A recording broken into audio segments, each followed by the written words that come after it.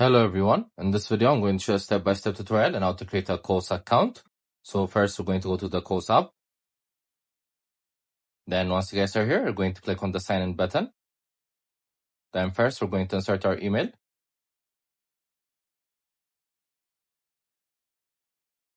Then next we're going to click on continue. Then they're going to ask us to create a password. They must have the following characteristics. So once you fulfill them, they're going to be green. Then next we're going to click on create password. So here we're going to insert our mobile phone number, our first name as well as our last name. Our birth date is optional, but you guys could also insert it.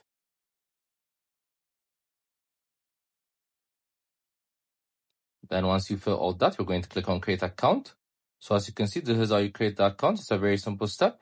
I hope you guys like this video. Subscribe for more, like for more, share for more. I hope to see you again. Goodbye.